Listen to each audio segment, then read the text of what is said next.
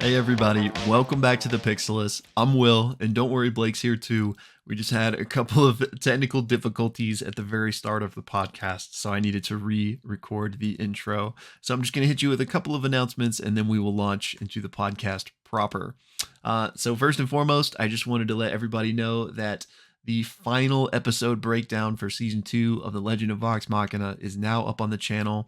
Thank you guys so much for all the love you have shown that content over the past month. And thank you to all the new subscribers that may be checking out our podcast for the first time. Really great to have you on board. Campaign 3 is really heating up. On that note of new subscribers, we are getting really close to 5,000. And once we hit 5,000, we are going to be doing a giveaway. We're still trying to figure out exactly what we want to give away, but it may be a copy of Tal'Dorei Reborn. But stay tuned to the channel. Once we hit 5K, we will be putting out more information on that. Other than that, if this is your first time checking out our channel, we like to recap each and every episode of Critical Role before we dive into our deep discussion and theory craft portion, just to catch everybody up. And especially in the case of an episode like this, where it's 5 hours long, we feel like it's good to have a little bit of a refresher before diving in. So if you're on that recap video and you want to see our full discussion, it will be linked down in the description below. Now, in this case, we did have some technical difficulties, so when I switch on over to the podcast, you're going to miss like the first 30 seconds of Blake starting the recap. But all you missed was him basically saying that Bell's Hells is on the Silver Sun airship and they are on this long journey headed to the Tishtan excavation site for the apogee solstice. But basically, as they're heading their way, they're pretty much going through the list of just desperation of who can we call. Like, we are definitely swinging out of our league. Like, we need to find people who can help us. So over the next few days, they're going to be contacting several people being like, hey, is there any way you can help us? So having said that, they do reach out to Ira Wendigoth, and just to see if they can, bring in the chaos factor and just see if Ira would be interested. They let Ira know that they destroyed the Malleus Key in the Feywild, and Ira's pretty much like, okay, I'm listening. I'm really curious about this. And basically says, hey, we're heading to the next one at the Tishtan excavation site. You want to come hang? And he's like, let's come talk, come to Bosphorus to the site, a few hours outside, back with Fern's parents. That's where I'm hanging out. Come see me. And they're like, okay, so let's head to Bosphorus. They also, since they're heading that way, they reached out to Imahara Joe, and they're like, hey, can you build us a bomb but bigger? And he's kind of like, it's going to take a while. I don't know if I can do something like that. And then separate from that, they also are going to call out to Milo, who's Ashton's friend, Ebenold Kai, who they find out is stranded in the Fire Realm with, since Plane Rider Rin has no means of actually getting them out of her domain. They reach out to Dorian, actually a couple times to Dorian, but Orm reaches out to Dorian and is basically like, hey, is there any way you can help? And Dorian's like, hey, we have problems of our own. Opal, in fact, this episode had a lot of callbacks to EXU, by the way, which we'll talk about in the episode. But Opal, who's wearing a vestige of Divergence, the crown of Lolth, basically Dorian says, hey, she's been getting really dark lately. Like, we have a lot going on here. And so I'm probably not able to come help. Other than that, Chetney, throughout these several days of travel, you can just know that Chetney's going to be really hung up on the sinkholes that are on the map of this area that Matt had provided several episodes earlier. And pretty much every chance he gets, he's going to be thinking about some kind of plan with the sinkholes. Every character they run into, he's going to ask them about the sinkholes and is really honed in. You think I'm joking, but through 5 hours, I think he mentions it 6 or 7 times about, really honing in on this sinkhole plan. More time goes on. They decide, okay, we might even need Liliana on our side. And so they decide to reach out to Liliana and hope that maybe she's sleeping. And if she is sleeping, maybe they can kind of get her alone outside of the view of Adahan to possibly convince her to join up with them. So Imogen scries on her. I don't know if that's what you'd actually call it, but that's kind of what I've been describing it as. Basically, scries on her in her dream, and Liliana's kind of like, "What's going on? Like, what's happening?" And realizes that Imogen is reaching out. Um, Imogen is basically like, Mom, what you doing? Why are you trying to destroy the world?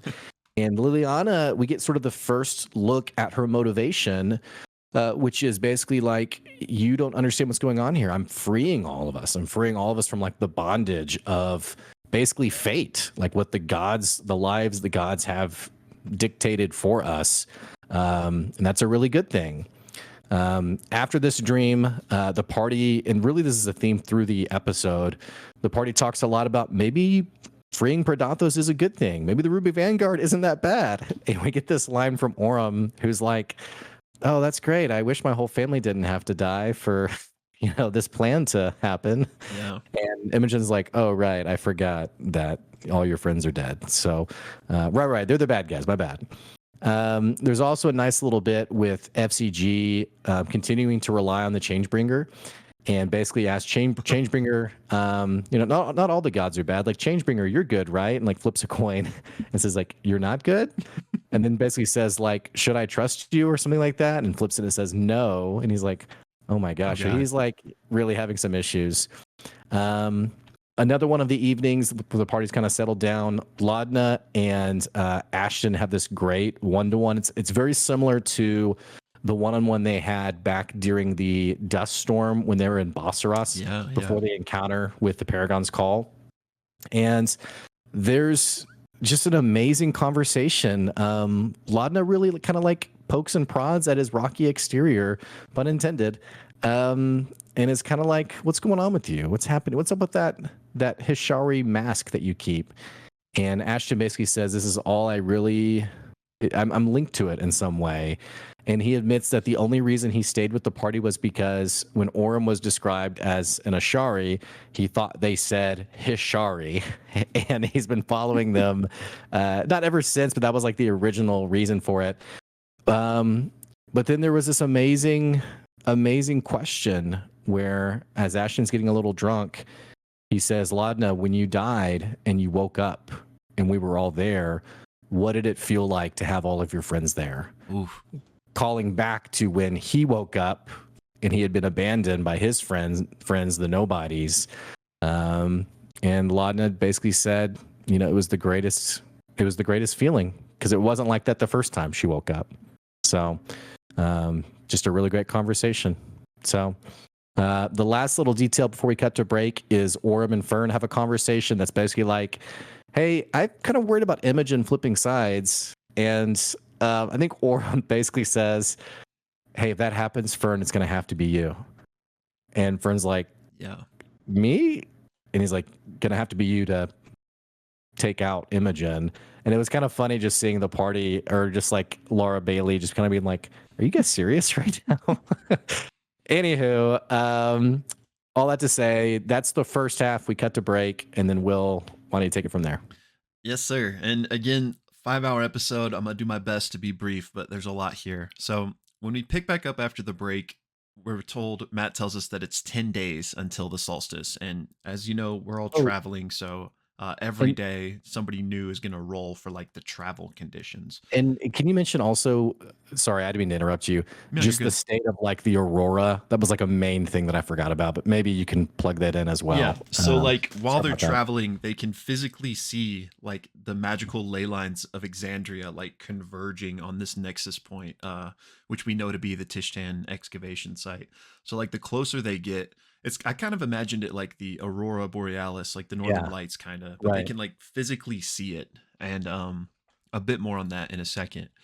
But so Laudna is the first one to roll for this day of travel, and she rolls an 11 and basically travels uneventful. Like it's a fine day. They travel at a normal pace. FCG, Blake mentioned was flipping the coin, asking these questions, and being kind of disturbed by the answers. They have seemingly come to peace with that by saying that God's work in mysterious ways, so that's why the Changebringer was giving me those answers. Right. So again, they're messaging people on the travel, and so the next person they decide to message is Pike, since she, would probably want to protect the gods seeing as she, is this holy person that serves the Everlight. So FCG messages Pike, gives Pike the scoop, and Pike says like, "Oh, like that's a lot. Let me look into that and get back to you."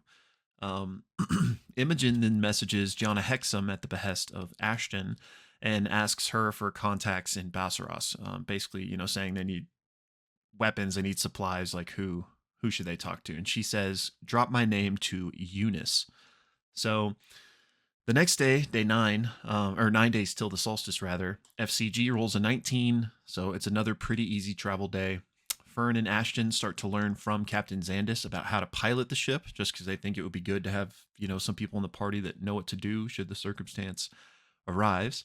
Imogen messages Morgan asking, her for help, and if they know how, and if she knows how to depetrify somebody, referring to plane rider Rin. Maury responds that she's recovering from an injury, but honestly, she's most powerful in her home anyway. So she'll be watching and she'll help in any way she can. And that, yes, there are indeed ways to like remove petrification. FCG then messages Dancer and warns them to stay safe, but does not get a response. And then at the behest of Imogen, FCG reaches out to this mysterious D, who is the person that he was told sold him to Dancer originally. This actually works just based on the description of D. He is able to connect with the message. And FCG asks, like, "Hey, like, where'd you find me? Are there more people like me?" And D says that, "Oh, this is a wonderful surprise to hear from you. This is my gift to you, like to put you back on the path. Now, your future is your own." And D just says, like, "I pulled you from the wreckage, and yes, there are more of you and more to come." So we then skip ahead to 7 days until the solstice, basically. And Fern rolls for the travel and gets a nat 1. So Matt has her then roll a d6 and she gets a 3. And he basically describes this massive like wall of dust, this dust storm approaching them. And essentially what it is the party has to, I think, reach 3 successes before they reach 2 or 3 failures for this weather encounter, and that will determine if they're success or if they're successful or they fail. Unfortunately, they fail. So the mast of the ship breaks and they ultimately lose a day of travel. Um, Orem messages Dorian again with the Sending Stone and asks, "Hey, can you guys see the ley lines like we can where you are?" And Dorian says, "Yes, we can, but don't really have time to take in the beauty of it because things are pretty tense right now." And Fern wonders, "Yeah, I wonder like if this is affecting Opal." And the rest of the party's like, "Who's Opal?" So they quickly explain that, she's just a friend of theirs. Then Imogen messages the Callaways and Ira and basically lets them know, "Hey, we're almost to you guys, so be ready," and that they'll be coming to the Callaway hideaway. On the next day, Imogen rolls for the weather, gets an 18, so it's pretty calm. They make it to the hideaway. Fern, greets her parents. Hondier is there, and Ira is there as well, messing with the, mini Malleus key in the back. And they basically have a quick conversation with Ira, asking like, "Why do you hold a grudge?" And he's like, "Well, Ludinus hired me to build that first machine, and then they kicked me out. So I will gladly help, mess with them now." And they're like, "What exactly does the machine do that you designed?" And he said that Ludinus just said he wanted a channeling device, something that could gather energy, initially to make an anchor and then an accelerant. And he's like, that one in the Feywild was the very first one. So then he actually gets FCG and has him look into the telescope device, and it's pointed at the excavation site. And he can see that like there's a lot of activity there. Paragon's Call is there, the Ruby Vanguard is there, the robots that are quasi Aormaton are there. And then the vision in the telescope goes black, and Ira explains that every minute on the minute, there's like an anti magic dispel pulse that goes out, kind of as a defense mechanism. So Fern then, quickly mentions that, "Hey, Morgan says hi." And Ira's like, "Well, tell her I said hi." And then the party basically divides and conquers for their tasks here. Laudna and Chetney are going to stay and repair the boat. Orem, Imogen, and Ashton are going to go into town to get the supplies, and FCG is going to like load up the bomb that Imahara Joe built for them into the ship. So the town crew makes their way into Bosseros via a crawler, and they go to Eunice's shop. Ashton name drops Hexam, and Eunice is like, "Oh, I've never heard that name before." As he kind of walks up to the front door and locks it, and then he's like, "Follow me," and he leads them to like a secret hidden back door. And they do a little bit of shopping, but just to be brief with it, they end up spending about 14,000 gold, and they get a couple of healing potions and three magical items. An item that increases your constitution, an item that basically makes it so like no one can read your mind, and I think like you can't be scryed upon was the vibe I got. And then finally a belt called the Belt of Momentum that like makes you do like an enhanced melee attack if you like run 25 feet beforehand or something like that. So they buy all those things, make it back to like everyone reconvenes, and Orim messages Dorian one more time saying that, hey, things are getting really bad. You should gather everybody up and head underground until you hear from me again. Dorian says, like, yeah, I don't know if I'm gonna be able to do that. It's a little hairy on this end. So now we're at 5 days to go till the solstice. Orim rolls a 3 for travel, so then he rolls the d6 and gets a 1. And Matt describes this new weather that they run into are like these arcane winds, like magically enhanced thanks to like this ley line energy that's going on. So once again, we have another skill versus failure challenge, and here they fail again. And the Silver Sun actually like kind of crashes into the Hellcatch below, and they lose another day of travel making repairs. 4 days to go. Ashton rolls a natural 1, and then on his d6 rolls a 6. And It's so bad. it was terrible. They encounter this like, I don't know if it's fair to call it a phoenix, but they encounter this very large phoenix-esque I bird think he creature. uses the word phoenix. I'm pretty sure Matt Okay. does. And it But they starts. fail. Sorry to interrupt you. They No, you're fail good. the Arcana check to like know exactly what it is, but That's he right. says it's like a phoenix-like bird. That's right. And so it's attacking them, but quickly, pretty near the start of this encounter, Fern actually casts polymorph to turn it into a goldfish, and she's successful, and it just gets like swept away in the wind. Um, and it only lasts for an hour, or if it took damage, it would pop back out. But neither of those things seemingly happen quickly enough, and they are able to escape because of it. So they continue the journey. 3 days to go. Chetney rolls a 17 for this day. Clear skies, clear sailing. Um, but it's on this day that Orim feels like a thrumming from his pouch, and he finds the seed that was given to him back in EXU by Yeah. the Tetrarch Thrasker, is glowing. And F.C.G identifies it as a message bloom. So the party quickly like plant it. It sprouts into this beautiful flower, and like as it blooms, a message comes out, and it's from Keyleth. And I'm just going to read exactly what it is really quick. Orim, the cult of the dark heart beneath Terra was a challenging maze of dangers for the Ashari. Present, but the dark heart behemoth was dealt with, and the rift returned to its controlled state. We lost some good warriors in that fight, but their sacrifice will be remembered and cherished. I message you because I attempted to apprehend Vireo, the head of the Ashari sect of betrayers, but he vanished, shouting, "The vanguard will prevail, and the world will finally be free." We couldn't stop him, but given all you've told me and the signs pointing to a connection between these events, it would seem our paths are converging. Please let us know where this vanguard makes its work. Perhaps I can gather those who can recover within the Ashari to help stand against Ludinus and his vanguard. Afterwards, the flower withers away and the seed disappears as well. Imogen messages Keyleth in response, says, "Hey, we got your message. We are about 2 days away from the Tishkan excavation site, which is where this is going down." And Keyleth responds and says, "Awesome. I will meet you there ASAP." 2 days to go. Laudna rolls a 15, so travel is fine. Quiet day. Orim and Imogen share a brief conversation where she asks about his tattoo and is like, "Is it surreal that like you had that tattoo and now like all this is happening?" And Orim's like, "Yeah, it is kind of surreal. Like, who knew?" Um, and then basically the conversation ends with Orim saying like, "Hey, you know what? I'm not worried about you." And she's like, "Are you telling the truth?" And he says, "I always tell the truth." Imogen then goes to Laudna, and they share this really like deep heart to heart moment. It's a great best friend moment. Yeah, great best friend moment. And they basically tell each other how much they mean to one another and how much they love one another. And Imogen calls Laudna her tether. And Laudna's like, yeah, in this life, in this realm or the next, basically. Um, then they go to sleep. Bells Hells gets a long rest, awakening to the final day's travel. And that's where the episode ends. Great Oh, job, man. long one. That's a lot to summarize for sure.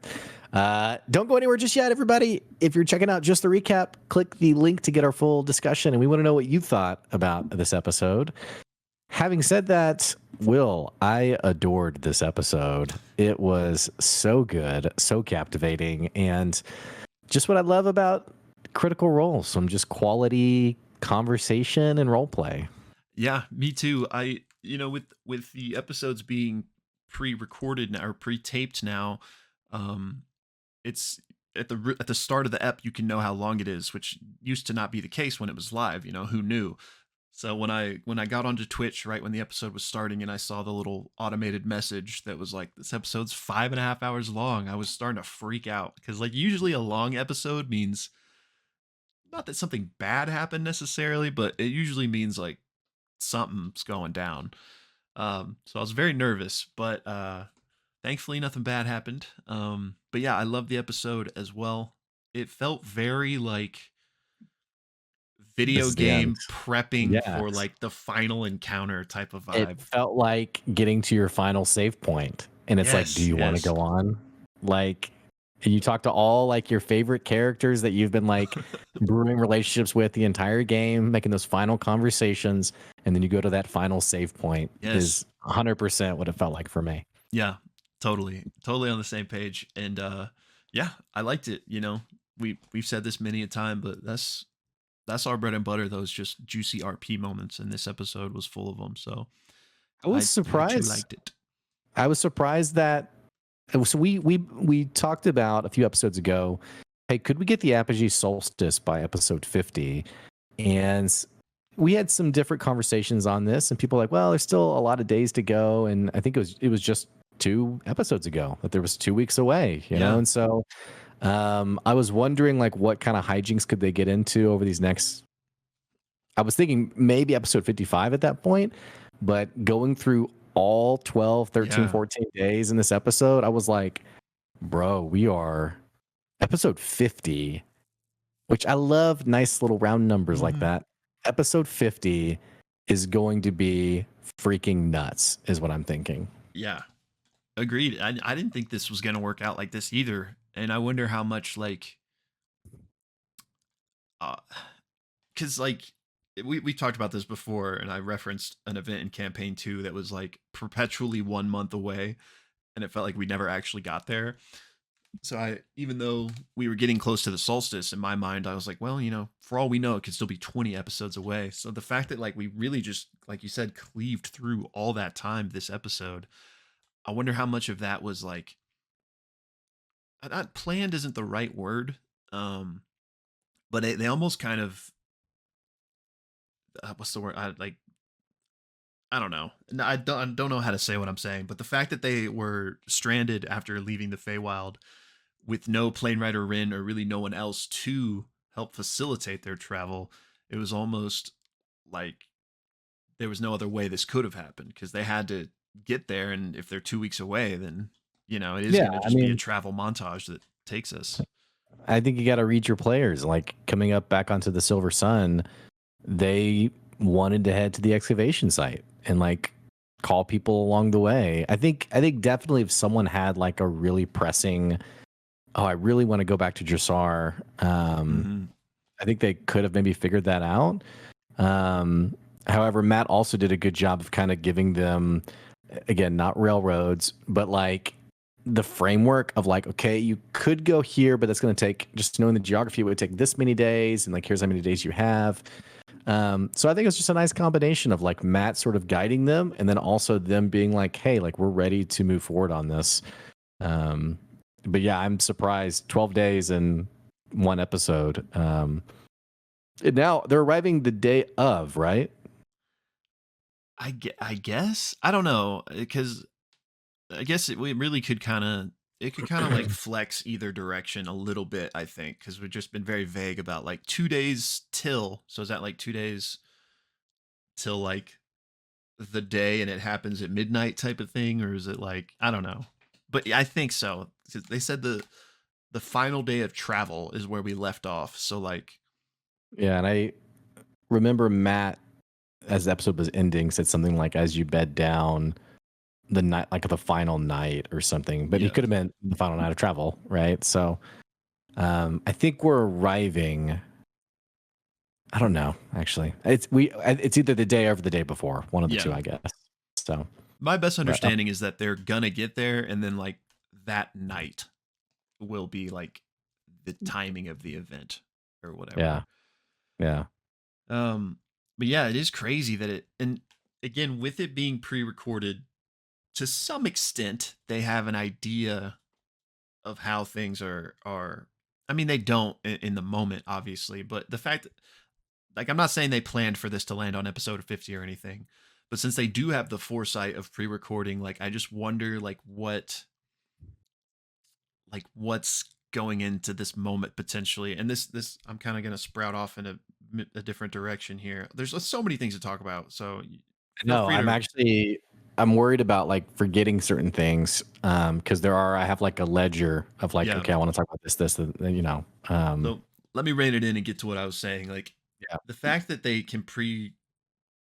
pre-record and maybe could move certain things on the chessboard, I'm really wondering, especially with all the little EXU hints we got, if we are maybe going to get like after episode 50 we're switching to EXU Apogee Solstice for 4 weeks, or something like that, or just like what they could potentially have. Because I mean, we still don't know bro, that what's gives me going to chills. happen with this solstice. Like everything Yeah. could be turned on its head. So like, what if I don't know? I feel like anything could really happen post episode 50. Yeah, I got chills because I just envisioned going through another Calamity-esque miniseries.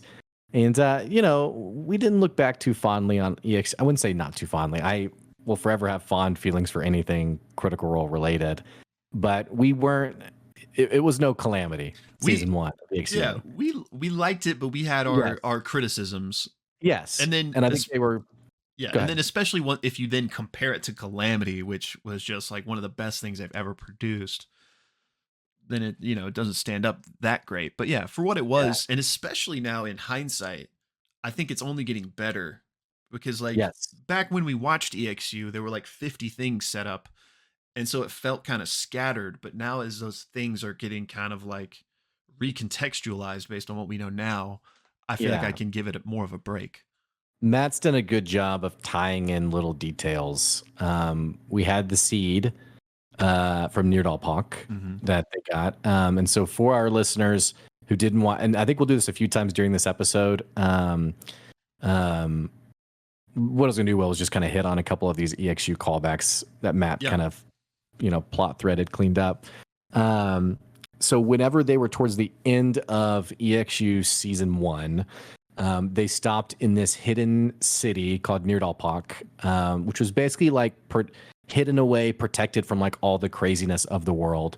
And there was this tetrarch, this person who was like the ruling person of the city, who basically they were looking not for this person, but someone else who was also one of the ruling members who had left to investigate something crazy that was going to be happening. There's definitely like a theme of like almost like ruidus, ill omen, like things are happening that keeps popping up, Hmm. that I think even is subtly implied to be connected to now. All this to say, in their conversation with this tetrarch, who is, how would you describe it? Almost like kind of like a sage, or like a, didn't speak Yeah. in riddles, but like clearly was like there was like a clairvoyance piece to Yeah, it like or an something. oracle kind of. Yeah. Yes, exactly. Well, as they're leaving, the Tetrarch gives Orem this seed and basically says, like, keep it and protect it or something like that. And Orem then is like, what do I do with it? And he's like, just hold on to it. I don't think how it was used was the original intention per se, because of kind of like the emphasis that was put around it. But I love that Matt called back to it as a means of Keyleth reaching out to him. Yeah, that's interesting. I wonder. Yeah, that might be something that we could, if we remember, maybe somebody can ask Matt in like the campaign wrap up to know if that was like always the plan or if he called an audible. Because yeah, I think I'm more with you that I would lean towards it was more of an audible, but I can't imagine. But on the same page, I can't imagine that like Abria would have given Orem that without some sort of idea for it. Well, I think Abria probably had, and I don't want to get too like in the weeds and like EXU where it could have gone. Right, right. We know Abria set up plot threads for a potential season two, which we never. I mean, they called Kaimal season two, I think, or something, but we never got it though. We never got the mini campaign. So I think We still could though. we could. You're right. Yeah. But in my mind, some of these things were setups for things that could happen down the road. And otherwise, the mysteriousness around it doesn't make sense if it in terms of what it became. Like, oh, it's a message bloom. This is how someone will reach out to you if they need to get Mhm. hold of like, it's it. I love how Matt built it. I love how he described it. Like, Yeah. and as FCG put it, Mercerian detail, um, but more eloquent. But yeah, this to me just felt like a nice little like wrap up. Hmm. Yeah.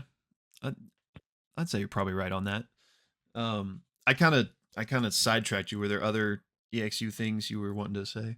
Well, I at some point I want to talk about EXU because Yeah. Should we just do it? I mean, we're probably yeah, just gonna jump. let's just do it real quick. Yeah. Other than not to retread old ground of we've talked about um previous conversations, the Ono plateau, these parts of other planes that were like popping up and appearing in Exandria. Other than Mhm. that stuff, um, and you almost kind of said it. I'm wondering if they are setting up for a continuation of EXU. Um, Something's happening with Opal. I didn't finish Kaimal. Whoops. So I don't know how that ended, and I don't know what's going on with the Crown Keepers. Um, but I'm just wondering, like, are we setting that up for we're about to get, like you said, a mini series or something coming right out of this? It feels like that was kind of a setup. Now, does that that's not to say that we're going to get EXU right after episode 50, but I do think we're going to pick back up with some of those characters at least at some point. Cuz a lot was made about Opal. But I mean, some of that could just be, Liam and Ashley reacting and not like intentional seed planting by Matt. But it did feel that way, with like, oh, Opal's getting real dark and things are hairy, things are really tense. It's just hard to know what side of the line you fall on. Is that just Matt fleshing out this living, breathing world, or is that like an actual Yeah, that's fair. nugget? Um, And I could see it being just living, fleshing out because we've talked about this apogee solstice, um, like what keeps kind of the Deus Ex Machina of like everyone coming to help. And I think you said it really well several episodes ago of like, well, there's probably a lot of things happening with this apogee solstice all over the place. yeah, Stories that may get told, may not get told. But it was kind of nice them going through the list of people and each person kind of having like, either I can't get there or like I got stuff going on my own, like on my own. Most notably Keyleth. yeah. But Which I do want to talk about Keyleth. But before we leave EXU entirely, it is it is curious, like because Opal was, I mean, not that she had like a direct line of communication and could just talk to Lolth whenever, but like there was a channel of communication there, right? right. So like, and this is something we've touched on, but like, are the gods concerned with this plot that's happening? Are they aware of it? Surely they're at least somewhat aware of it. So like, could the Spider Queen be utilizing Opal to some end to try to put a stop to this as well? If because assuming or seemingly they don't want Prodathos to escape, I would imagine. Yeah, uh, I I think Bats kind of built the gods as not like the Christian God, more like the Greek gods, in that they're not omniscient, they're not all knowing. Because I had the same thought with Calamity. It's like, how could something so devastating be so unknown by the gods? I will say though, in Calamity, it definitely seemed a lot more. There was a lot more like subterfuge involved, and Mm, then with the Solstice, we have like the bold attack on Terra that is happening by the Ruby Vanguard allies. yeah, Cult of the Dark Heart, was that it? some Ashari betrayers. Yeah, yeah, I think so. Yeah. So, with things being that much more pronounced, I would assume they're clear something's happening, right? I mean, Yeah. I don't know. I mean that's a fair point about them not being just omniscient, so they don't just know.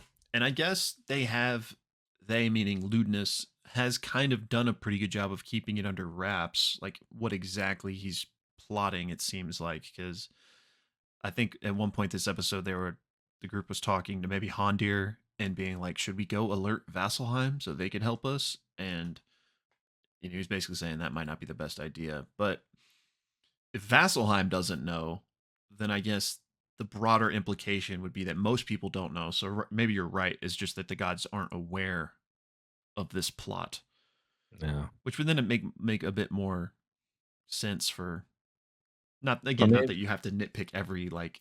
But I aspect of mean, a D&D game, but if Pike's just like chilling out, baking bread or whatever, as like a yeah, powerful super cleric, like you would think there'd be like a mobilizing of right. clerics, paladins, even warlocks, like Mhm. even people who work for their betrayer gods, like there would be something happening to Yeah. stop this. So yeah, But doesn't that's seem like another there is. great point. So it seems like probably they just don't know, or if they don't think it's maybe that credible, if they do have any inkling of it. Mhm. Um, One other thing I wanted to talk about in EXU. Well, okay, never mind. I thought I had something, but then my mind went blank as soon as I said that. So Yeah. Okay. maybe it'll come back to me. But since we're basically right there adjacent to it, let's talk about Keyleth. I Yeah. This is something we've talked about multiple times. Like, are they just going to call in Vox Machina? Because we don't like the power level Yeah. seems too high for Bell's Hells, which I don't expect Vox Machina to show up, but Keyleth clearly is showing up at the very least. Yeah. Which I love, by the way. Yeah, This I got didn't me so expect. freaking jazzed. Yeah. Yeah, I wondered if I would feel like, come on, but Keyleth coming with like who remains of this fight at Terra, I'm really excited about. yeah, and it just I know some people are probably tired of us retreading the same thing, so I don't want to. But it makes me wonder like what exactly they're getting into because it seems like at least that they are going to meet up with Keyleth, meaning like she's going to be with them and not like a Keyleth's also here, but she's doing her own thing, which that maybe is what happens still. But for my money right now, it seems like they're gonna be together. Mhm. In which case, like, what exactly? Like, you're gonna have a level 20 druid with you? Like, what is? And maybe they just, I mean, because then what are they gonna Yeah. do? Like, maybe they do have to be separated, but Well, no, this had to happen though. Like again, not to retread this. They are so freaking out of their league in terms of what they're coming up against. Like the Dispel Wave, their strongest ally, Plane Rider Rin being petrified, like they have literally no chance. Suicide mission. So mm-hmm. like they I think this has to happen. I love that they grabbed Ira Wendigoth too, the Yeah, Nightmare King. Like this is getting shaping up to be a pretty cool entourage. And we also talked about this last episode when they first fought the Nightmare King. Matt as a DM will put in NPCs that can help swing the tide of battle. mm-hmm. So I'm not surprised to see this happen. And whether Keyleth is present for a majority of it or not, I saw a Reddit comment that I thought, as soon as I read it, I thought this makes a lot of sense to me. That maybe Keyleth is wrapped up with lewdness and them battling, and we have a rematch. Bell's Hells versus Otahan Thule. Yeah, Uh, and maybe even Liliana, and there's like trying to convince Liliana to swap sides kind of thing. I could totally, again, that's not me who's coming up with it. That was on Reddit. But I think that's totally a possibility. yeah, yeah. I'm just excited to see what kind of encounter Matt builds because he's obviously so good at it. Like, I can only imagine, like, just just trying to imagine an encounter that has like these massive heavy hitters in it, as well Right. as our level. What level even 8, are they? 8 level 8. Yeah. party. So I'm excited to see that. Or I could see, even though they are together, maybe for one reason or another, like things get fractured a bit. And so, like you said, maybe Keyleth and Ludinus are off doing their thing. Right. It's actually got me kind of worried for Keyleth now that we're talking about this, because like, If I'm Marisha Ray, I'm worried for yeah, sure. because I mean, it's not as if, even though she is probably one of the most powerful people on the planet, it's not as if like, oh, they win, we got Keyleth, so like this is still like bad news bears. And this Mhm. is something we touched on, like wondering about like what exactly that attack on Zephyra was for. Like, what if they knew like Keyleth's going to be one of the main entities on this planet that we have to stop? And so, like, what if that was like a test run for how do we like, we don't know what they were doing there, but like, what if it was just like a let's get this information we need to get to like take her down? It's like maybe they have like some Mhm. ace in the hole to specifically deal with her or something. I got a question though, just to park there for a second, because I mentioned this last episode and you were like, I don't think that's right. But then I read another Reddit comment on this. So I've read this a few times now, and I don't know if I'm just misunderstanding. Okay, so I Hmm. know residuum comes from Whitestone, but what I've read is that Zephyra like processes it or like mines it, or not mines it, like not mines it, like work mineralizes it or something, or does something with it. I don't know exactly what they do. Um, and so that's been mentioned a few times, which I mentioned that to you, and you're like, I don't know if that's right. Is this ringing a bell or not in terms of like, Um, Not really. So okay, so residuum is, again, I can't think of the word either, but like not distilled. That's not the right word, but like it's created from whitestone, which is right? why whitestone is called whitestone, is because it has whitestone.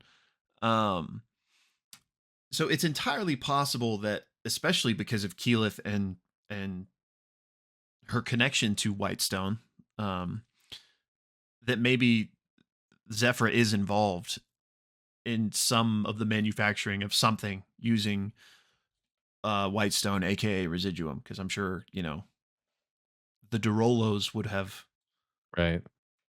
been Okay. okay with that setup. So Yeah. I just don't know specifically what it would be, if there is like a. I found it. Okay. So I say I found it. Now I can't find the exact. Hang on. Um, kept secret from the rest of the village in Zephyra, two of the mills refine whitestone into residuum, which is used to construct magic items and arm the sky dancers. Okay. Uh, so there are mills that refine it into residuum. And then I remembered also the callback to EXU. Remember also the nameless ones or the faceless ones, nameless The ones, nameless ones, yeah. when they found the Residuum. they found the storehouse, Hmm. and there was the residuum that Orm was like, they shouldn't have this. This is from my people, and they wanted to take it to the nearest Ashari, which were the fire Ashari. Right. Maybe that's residuum that was stolen from the mills Yeah. whenever the attack on Keyleth happened. Maybe it was a distraction to get that residuum then that they would ultimately bring us back to using for this big event. I don't know. Yeah. I mean, yeah, yeah, could totally be it. Um. That's all I have to say about it, other than just I think that's really high. I didn't remember what we were talking about. Oh, you were talking about all this maybe has been building to this point of the attack on Keyleth, and to now she's involved in this Mhm. potential fight we're going to have. I'm definitely nervous for her though. Yeah. Me too. And it seems like we know Pike is at least researching based on what F.C.G told her. Will she be incommunicado with Keyleth? I don't know. Can we expect Pike to maybe show up? And if Pike shows up, can we expect some of the Durolos to show up, since we know Pike is living in Whitestone? So seemingly she would pass the word on. Um Again though, I just don't see like Vox Machina showing up to save the day. But again, maybe it's like this fractured encounter thing where like Yeah. certain entities are taking. Bro, what if we got a freaking Vox Machina one shot that was like what Yeah. they're doing Oh during man, it'd be cool. the solstice? It would feel, I guess it feels a little cheap to have Vox Machina show up. And like this was even mentioned the last time we went to Whitestone. People were like, "Oh, I don't want to see Vox Machina. It's not their story," you know. And it's just like, just enjoy the journey. Yeah. I understand that criticism. I could see them showing up only because of the plot hole of if Keyleth is realizing like our paths are converging. We just got out of this fight. We lost a lot of our people, and now we're going to this site of the Apogee Solstice. She's not an idiot. She knows Mhm. this is something big. Why wouldn't she call her friends and be like, this is serious, guys. Like, we gotta go. Yeah. Um, so I just wouldn't be surprised to see more of Vox Machina there, which therein still makes me nervous even more. Like the more characters that show up, the more nervous I am of people dying. Yeah. Yeah, true. And I wouldn't obviously I wouldn't mind it if all if they showed up as long as it wasn't like we unless, as long as it didn't trivialize the whole thing, which Matt would never do. So I think Yeah, if and they yeah, it wasn't Deus Ex Machina of right. like we're dying and you see a skyship come in, Vox Machina. Yeah. I Yeah, so I think if they do show up, there will be a good, cool reason for that, and it wouldn't just be a Deus Ex Machina, like you said. Um, and it would be awesome if we did get like a one shot where they came back, yeah, which I could, capitalize on the success of the show right now. Like, I don't know, yeah. I could see it, but I With don't think it for anybody that, I mean, to each their own opinion, of course. Of like this isn't their story. I think that's fair. And again, we're assuming not a weird Deus Ex Machina thing. Um, I think it's fine. I think it again makes sense, like you said. Like these people, if this event really is reaching such a boiling point, like it would be weird for them to just stay at home. Um, random question because I haven't quite followed even beyond part two for the Mighty Nine. There's no situation the Mighty Nine would show up, right? Or like someone from the Mighty Nine, because weren't certain people like their job was watching like the Cerberus assembly, like Bo or yeah. something, or So, so like shouldn't they show up and be like, well, "We got you. We knew what you were up to, Ludinus." so I don't okay, know. I'm gonna answer that, but that reminded me of something I wanted to say, and it's that also like this isn't just pure like fan service because in campaign two, like there was not even a whisper. I mean, there's basically no like it's because campaign two was pretty self-contained in the sense of like it didn't reference things from like Keela didn't show up. Um, so it's not like I like that they're kind of threading that into campaign three. That like I don't know, I'm rambling, but anyway, uh, yes, there is plausibility for Mighty Nine, at least members of the Mighty Nine, to show up because Bo and Caleb were both like investigating the Cerberus assembly, and like that was like one of their top things on their like priority list. So you would have to imagine they at least have some inkling of what's going on if they're keeping an eye on Ludinus. Well, yeah, I mean, and it's been years even since part two, or is that what we're calling it? Part two? Or What do you mean by Reunited, I part two? guess. Oh, The follow up. campaign two? Yeah, campaign two's follow up that we watched. Oh, yeah, I think that wasn't like present day campaign three. That was still like a couple years in the past. Yeah. So So we've it's had probably been like 6 or 7 years. so yeah, it's been several years. I'm just wondering, Bo, do you just suck at your job? Like what's Bo been doing?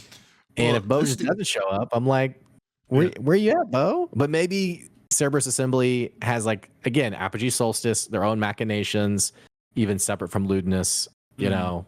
So because we actually haven't had the Cerberus Assembly show up, right? Other than Ludinus, Right. we have his group, his secret group, the Ruby Vanguard, the Paragon's Call, the Exaltants, and others of Ruidus.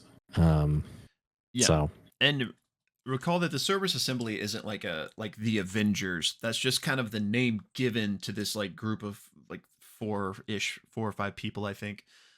So like the other members of the Cerberus Assembly probably don't know what lewdness is Yeah. doing. But as far as Bo and Caleb and whoever else are concerned, with lewdness in particular being such a high priority, I guess we can. I guess this will speak to how well he's kept this secret, you know. Right. But you would think it would at least ping their radar somewhat, even if they didn't know what he was doing. So just in the interest of time, because I still have a lot of things that I want to talk Yeah, about. well, I feel like we just started, but yeah, we're like an Yeah. hour deep. Keyleth, Keyleth potentially coming. Confirmed Ira Wendigoth involved. Yep. Maybe park here for a second. I Yeah. love that we got a little bit more details, and Ira has gone from kind of like the coy whatever to I want to watch it all burn. I hate them. And seemingly fired, probably for being a big weirdo. Ludens is probably like, I think we're good, man. You know, and so they have a very powerful ally in the form of Ira. Now, could Ira double cross them during the encounter? Who's to say? But seemingly will be involved in some way with the Moontide Crown. Yeah. A vestige. Or wait, we don't know No, that I it's don't. no, it's not a vestige. It could be, I guess, but we don't think it is. I'm think I'm crossing some things because I feel like I remember Matt saying not a vestige, but just a powerful artifact. Yeah. I think But I was confusing it with the Spider Queen crown. yeah, but seemingly there is going to be a plan here of Ira suggesting to put the Moontide Crown in the new key or the excavation site key to sort of overcharge it and destroy it. Who knows? But all that to say, Ira's involved now as an ally. Yeah, I think him double crossing them is almost like assured. Now, what form that takes is up for debate. Like, I'm not saying he's going to necessarily like team up with lewdness, but like I think he's Right. definitely is going to do something. What I thought was interesting is that, and we don't know because we don't know the insight check or what Matt whispered to Ashley, Right. but when she was like, "Do you know who Prodathos is?" He seemingly didn't, especially since Ashley then like lied about it and saying like, "Oh, it's a cereal," or whatever. Yeah. Which again, I I'm just guessing, but that made me think whatever Matt whispered to her was like, "Oh, he seemingly doesn't know what you're talking about." I almost wonder if it was like he doesn't know, but you can tell he's extremely interested now, like what's happening here, and that Fern suddenly felt the need to be a bit more defensive. Yeah, Like, oh, it's cereal.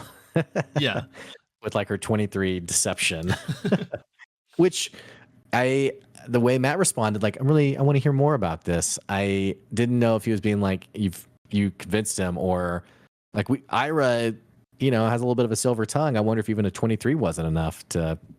deceive him. I don't know. Yeah.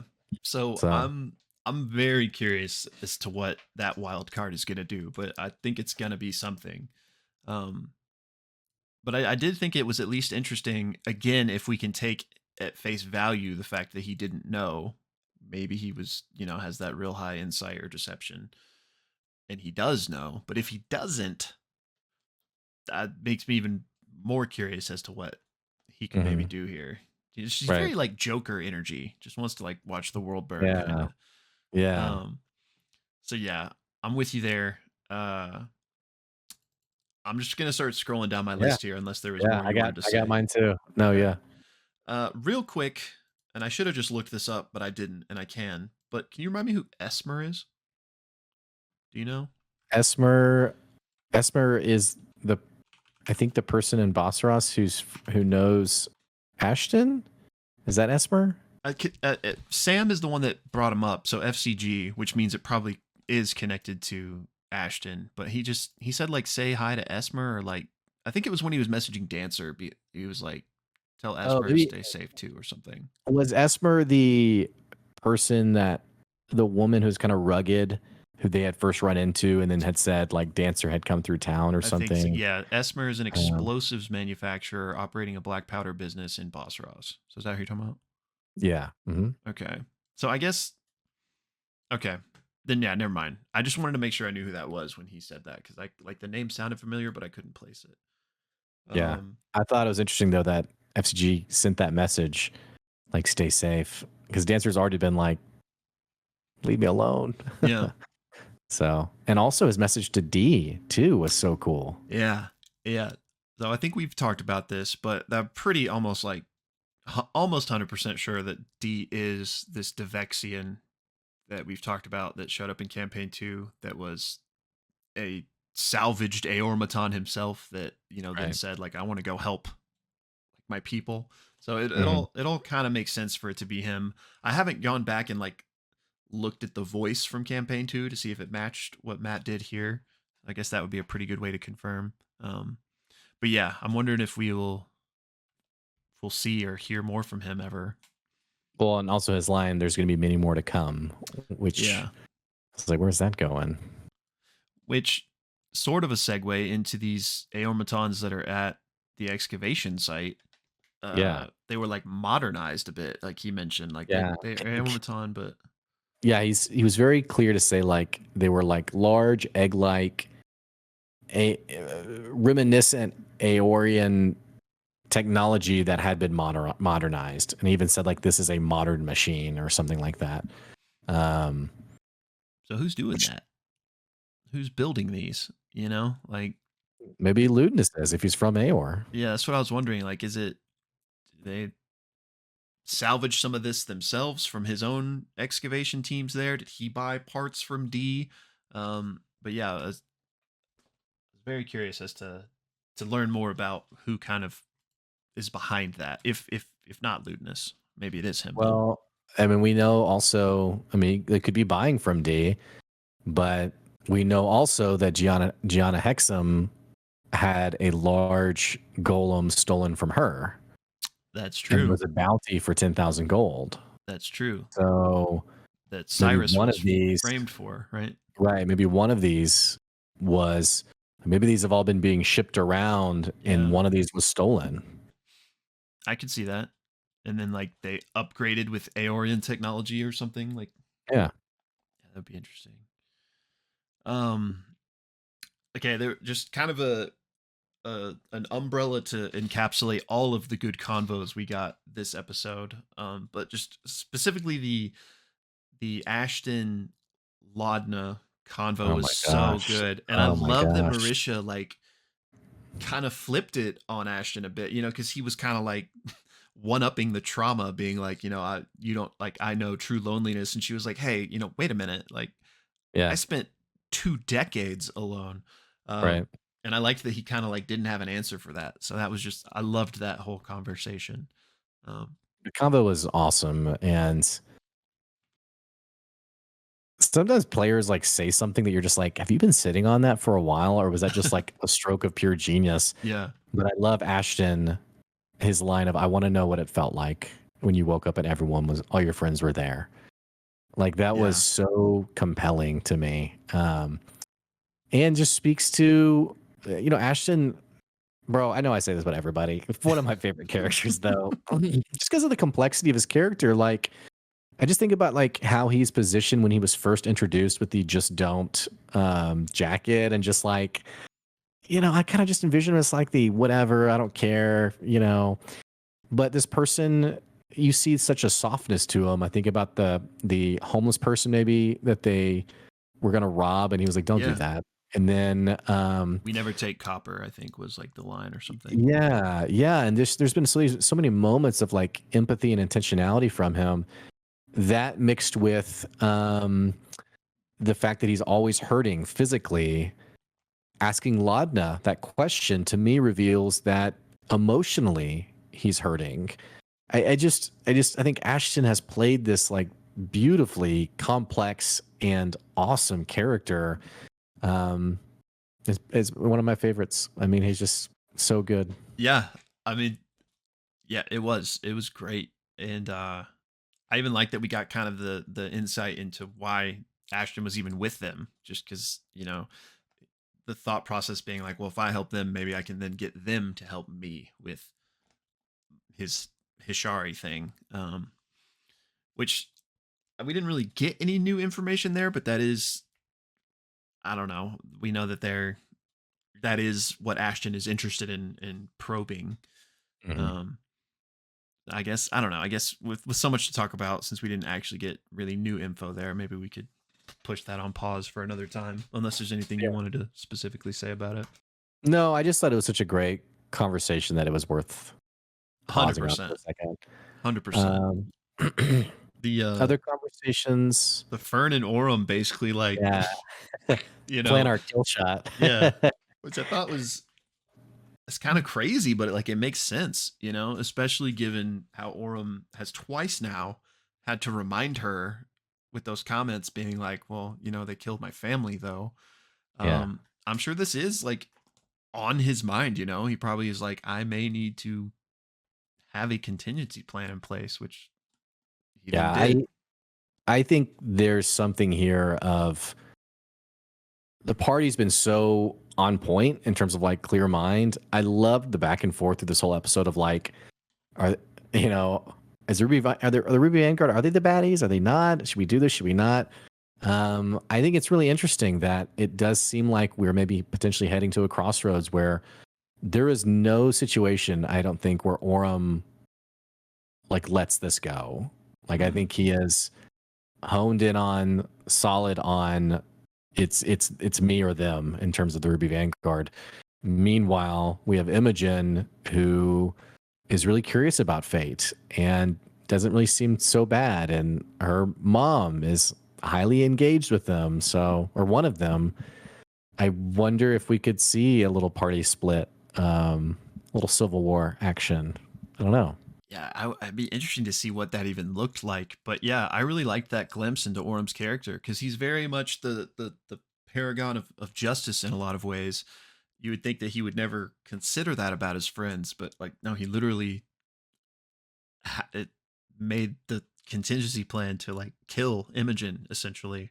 Yeah, Um, and he is paragon of justice, the ultimate like I think moral integritous person of the group, and even him to Imogen later. I don't know your take on it, but I'm not worried about you, Imogen. Like, are you being honest? Like, of course, I wouldn't lie to you. I just kind of thought, I don't know, yeah, it kind of feels like a lie, but yeah, I was gonna bring that up too. I think he was lying. I mean, yeah, he I mean, unless he had a quick change of heart or something, but he almost assuredly was lying, right? Which I don't I, not to call into question anything else Orem has done, like he's secretly been lying all along. No, but I just think again it adds a depth to his character that he is capable of that lie. Um, it just makes him all the more interesting to me. And speaking of the potential civil war, let's call it, um an interesting facet to that would be that like if it did, let's say it did like actually come down to like a moment like that, is Liam actually going to like, I don't know if we would actually reach the point of like truly that happening with like an intent to kill, but who would, his sister that he specifically brought up, like, oh yes, like, that's so right. what if that dynamic was there and like Orem had to like Yeah, get between them or something, like that could be crazy.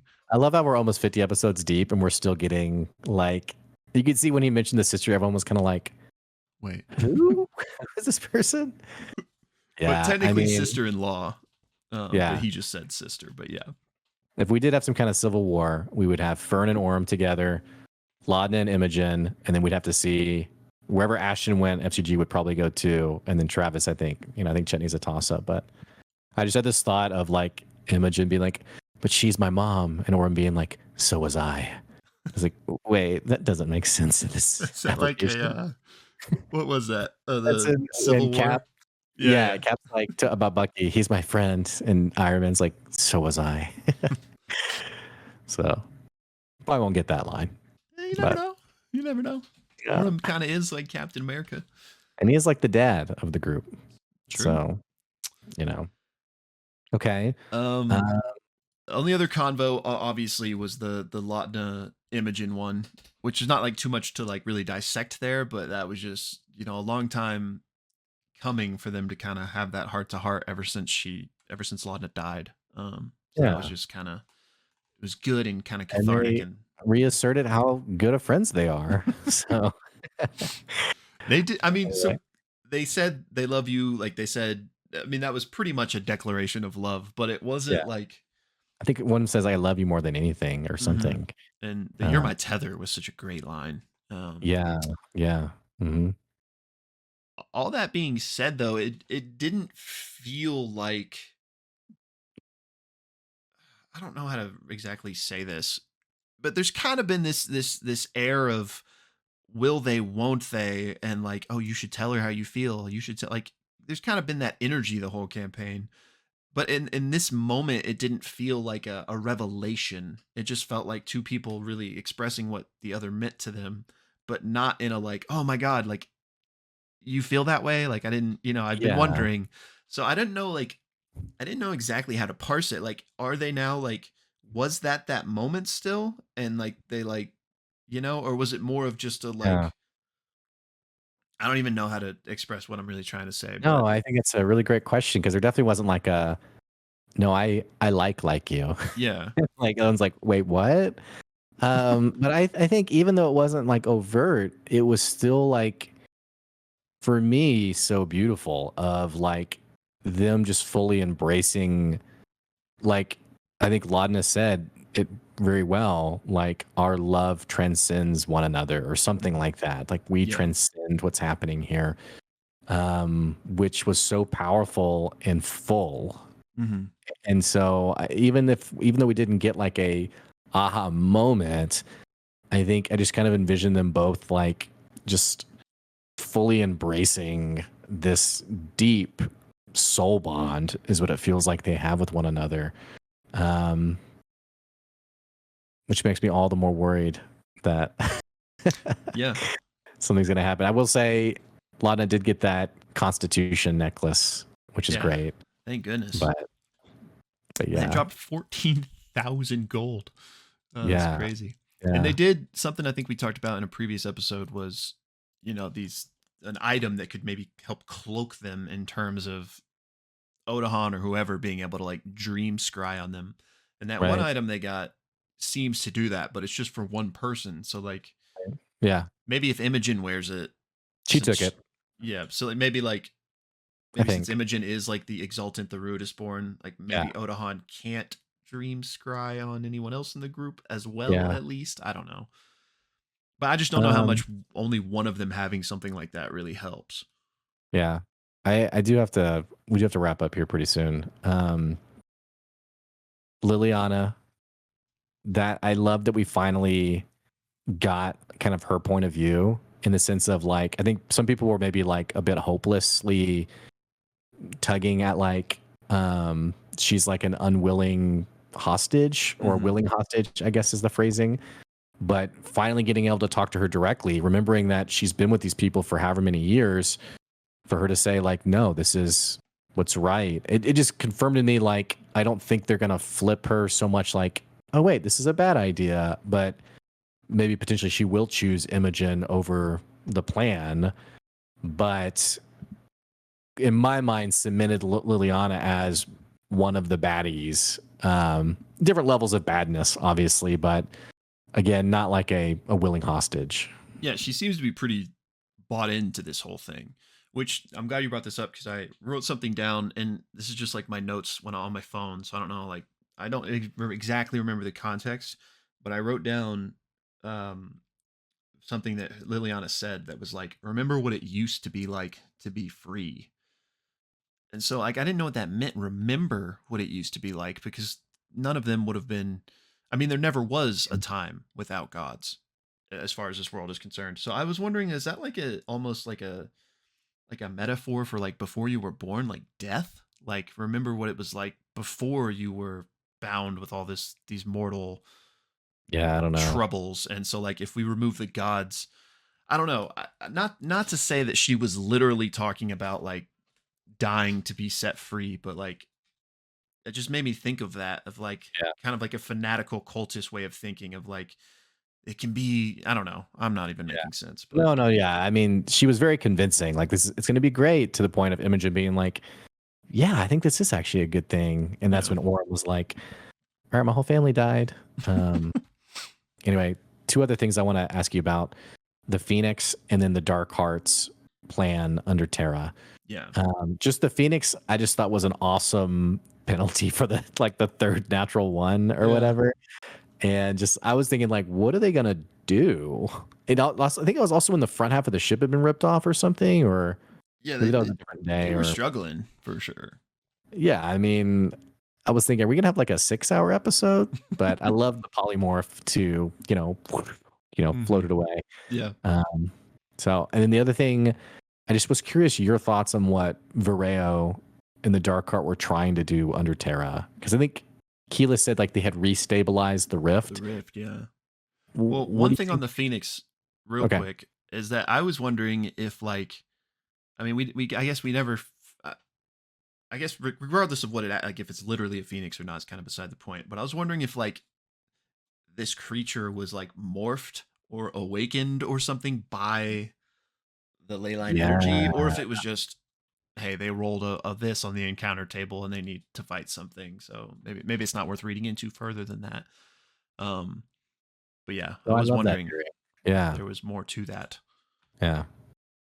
But on to the Ashari thing. I thought it was interesting that we got the literal connection of Vareo shouting like for the Vanguard or whatever. So like he Right. directly is tied to lewdness for sure. Um, and the rift again, we know about this. The planes are converging, so that is very relevant, for lack of a better word, to all the Ashari tribes. Um, are they trying to utilize energy down there? Are they trying to summon elemental behemoths? I don't know. Like it's just, your guess is as good as mine. But it also makes me think of the initial attack on Zephyra too. Like, were they planning something with the air rift as Yeah. well? Or We we know the primordials fought with the betrayers against the prime deities. We know in EXU, another callback, that in Nirdal Pak there is phrasing around something big is coming. With the Ono Plateau, there's phrasing about something in the fire planes trying to press through. mm-hmm. And we had theories around like what could that be. We now have the Dark Heart trying to destabilize the rift.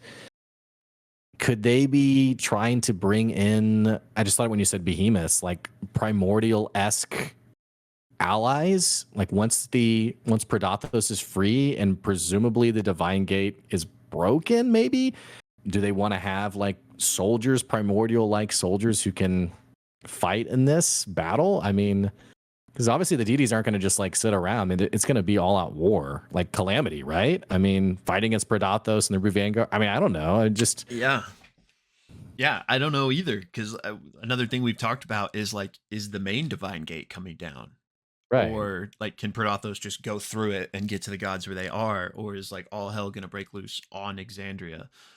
It's a good Well, question. and presumably we know Raushan and Kamort were destroyed, but the king and queen, I don't know, but of earth and fire, those are the two planes that have been mentioned. So could we get like their kiddos?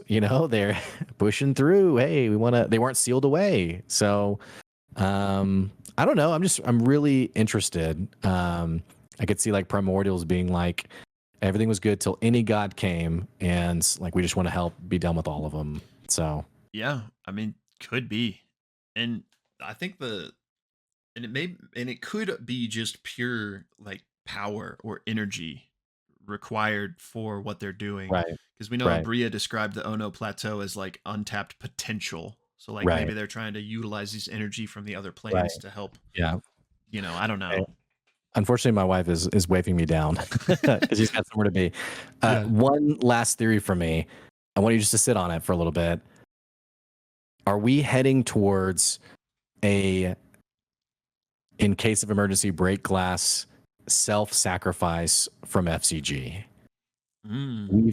We've had mentions of this power inside of him that could just destroy like an atomic bomb.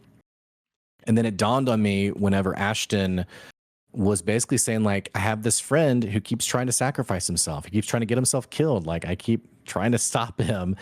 And FG is always the one whenever there's like a barter or a trade, like, yeah, you can take me, you can have me, it's Yeah. fine. And so I can just see all out of options, no chances left, nothing to do. How do you destroy the Malia's key? And him in a final flash Vegeta type moment, like get everyone out of here. Boom. I don't know, man. That's Yeah. something that I'm wondering can genuinely happen in the next 2 episodes. Yeah. And I mean, not to mention the kamikaze airship that they're building. Like, somebody may have to go down with the ship to make that go off too. But Yeah. yeah. All Hmm. right. I know we I have still some things on your list. Unfortunately, we got to wrap up. Let us know your thoughts and theories. I love this episode. There's so many things to talk about. Let's do a quick thumbnail. Yeah. I don't know. Just like, uh, I don't know. Maybe just kind of we can just do an emotion, I guess. I'm gonna do like oh, I don't know. Okay. I'll All maybe right. do like 1 day left. Yes. Okay. Yeah, I like that. Okay. Okay. All right, guys. We'll catch you later. Don't forget to follow us on Twitter and on the podcast. And again, let us know what you thought about the episode. We'll see you later. Bye, y'all.